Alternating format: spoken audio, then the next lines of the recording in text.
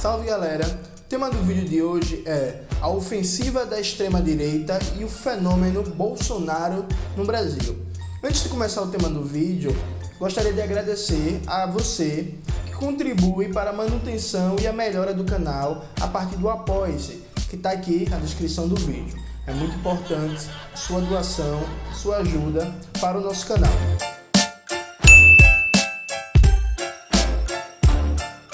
Para entender o fenômeno Jair Bolsonaro na conjuntura brasileira, é fundamental entender que o Brasil não é uma ilha que está isolada no sistema capitalista mundial.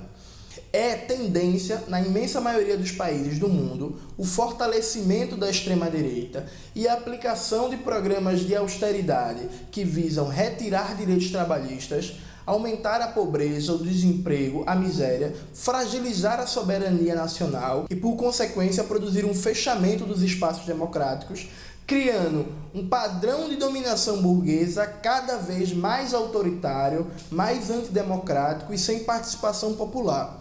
Essa tendência mundial se expressa de diversas formas. Na Grécia, foi com a imposição do pacote da Troika, comandado pela Alemanha. Na França, é com o governo liberal tecnocrata de Emmanuel Macron. Na Itália, é com o governo neoconservador de tendências fascistas. No Brasil, esse processo de aplicação desse programa radical de ajuste fiscal como consequência direta da crise capitalista mundial e da maior concorrência entre os estados imperialistas pelo comando da acumulação capitalista no mundo, começou com a eleição de 2014. Na eleição de 2014, a vitoriosa Dilma aplicou o programa do candidato derrotado, Aécio Neves. Ela colocou no Ministério da Fazenda o funcionário do Banco Bradesco, Joaquim Levy, e começou um programa de ajuste fiscal contra a classe trabalhadora. Porém, o PT, por sua base social e sua história, não conseguia aplicar esse projeto de ajuste fiscal na velocidade e na intensidade que era requerida pela classe dominante interna e pelo imperialismo. Esse foi um dos motivos do golpe de 2016. Com o golpe, se aprofunda a crise do sistema de dominação no Brasil, criando uma espécie de vácuo no poder, onde nenhum partido tradicional do sistema político e nenhum aparelho do Estado conseguia impor um sentido coerente para a reorganização desse padrão de dominação desse sistema político em crise. O fenômeno de Jair Bolsonaro representa uma tentativa radical, mas radical pela direita, da classe dominante interna aliada ao imperialismo, de renovar o sistema político e criar um novo padrão de dominação para aplicar todos os projetos de ajuste antipopular, antinacional e antidemocrático que é requerido nessa nova fase do capitalismo brasileiro. Bolsonaro conseguiu reunir em torno de si todos os setores da burguesia interna, inclusive setores tradicionalmente aliados ao PSDB, como o capital financeiro e os bancos, e conseguiu forjar uma base de massas ativa e organizada, seja nas igrejas evangélicas fundamentalistas ou nos grupos fascistas de extrema-direita que estão atuando por todo o Brasil. Nesse sentido, cabe perguntar: Bolsonaro, ele é fascista? Ele representa um projeto político fascista? Para responder se Bolsonaro é fascista ou não, necessitamos primeiro, ainda que rapidamente, definir o que é fascismo. Fazendo uma síntese entre os estudos de Antônio Gramsci, Dimitrov, Stalin e Nikos Poulantzas, podemos definir o fascismo como um movimento reacionário de massas na época do imperialismo que, em momentos de profunda crise política e econômica, busca reorganizar o padrão de dominação para garantir a reprodução da sociedade de classes e da acumulação capitalista através de um amplo terrorismo de Estado, um controle sobre a sociedade civil, ou seja, os aparelhos privados de hegemonia das diversas classes, inclusive de setores da classe dominante, combinado com a mobilização de massa permanente, onde a relação entre massas e Estado é mediada por um líder político carismático. Nesse sentido, é teoricamente correto afirmar que sim, Bolsonaro é um líder neofascista. É também correto afirmar que na base de apoio a Bolsonaro há grupos fascistas. Contudo, é importante não fazer algumas confusões. Nem todo eleitor de Bolsonaro é um fascista. Bolsonaro ele tem basicamente 4 tipos sociológicos de eleitor.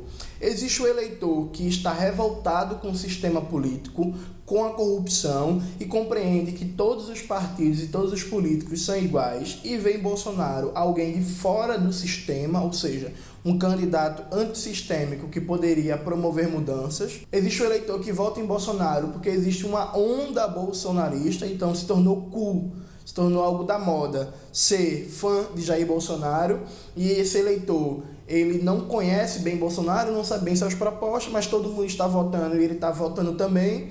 Existe aquele eleitor influenciado pelo fundamentalismo religioso, especialmente as igrejas neopentecostais, que estão estimulando o voto em Bolsonaro com base em anticomunismo, em valores de defesa dita da família tradicional. E existe aqueles setores das camadas médias de alta renda que tradicionalmente votavam no PSDB e que se deslocaram para Bolsonaro, deixando inclusive Geraldo Alckmin muito triste nessa eleição.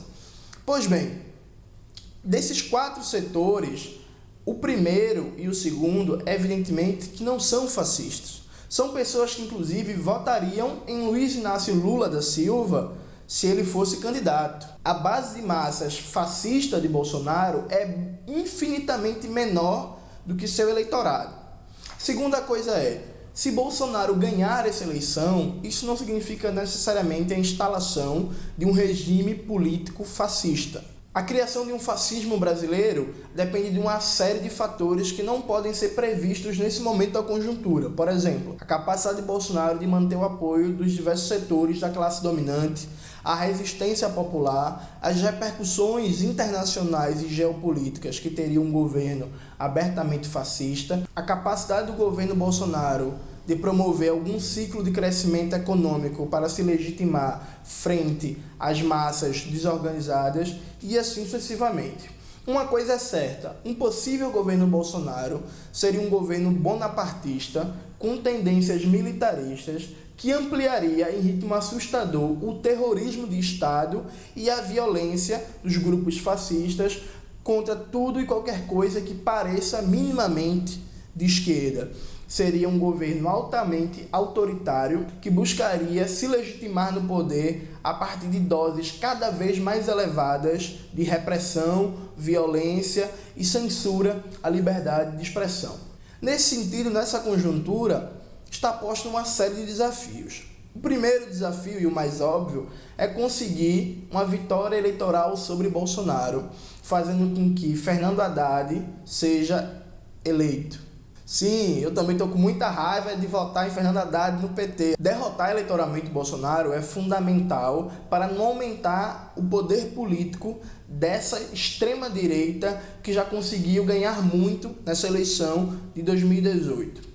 Para derrotar Bolsonaro é fundamental usar como tática de comunicação para fazer o diálogo com seus eleitores não a louvação, a crítica dos governos petistas passados, ou chegar chamando todo mundo de fascista, dizendo que quer defender a democracia, ou falando de combate às opressões. Esse tipo de comunicação é muito útil para as camadas médias, para a juventude, para os setores da cultura, mas para a classe trabalhadora desorganizada é fundamental apresentar críticas à esquerda, ao período petista, mostrar que não se está feliz em votar no PT no segundo turno, mas que Bolsonaro é muito pior que o PT, porque ele representa uma ameaça aos direitos trabalhistas e aos serviços públicos.